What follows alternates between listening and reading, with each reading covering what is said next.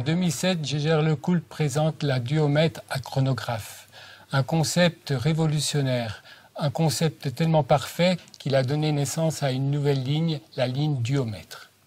Du-halving, c'est deux mécanismes distincts réunis dans un même boîtier. Le concept du halving, c'est avant tout une force dédiée à la précision de la montre.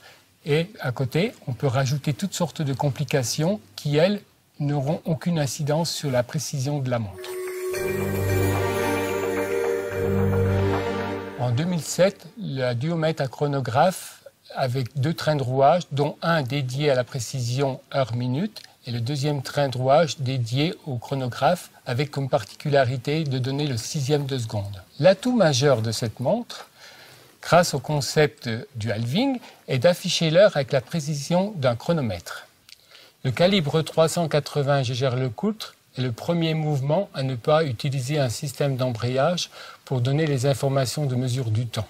Une seule couronne est utilisée pour remonter et la montre et le chronographe. Dans un sens, elle remonte la montre et en son sens contraire, elle remonte le chronographe, avec tous les deux une réserve de marche de 50 heures.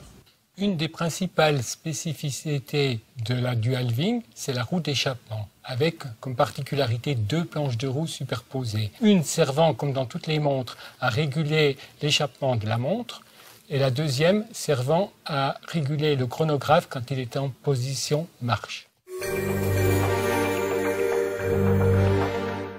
Le concept du halving sur la duomètre à quantième lunaire a une particularité. Le premier rouage est dédié uniquement à la précision. Et son second rouage, qui sur la précédente montre était dédié au chronographe, celui-ci va être dédié uniquement à l'heure, minute, seconde, au calendrier et au quantième lunaire dans l'hémisphère nord et dans l'hémisphère sud. Contrairement à une montre traditionnelle avec stop seconde, la duomètre à quantième lunaire permet de remettre à l'heure précisément la montre sans arrêter le balancier. Il suffit de tirer la couronne pour faire une mise à l'heure et remettre à zéro l'aiguille de foudroyante et de seconde. Une montre, deux cerveaux, le concept du halving permet de créer des fonctions horlogères inédites.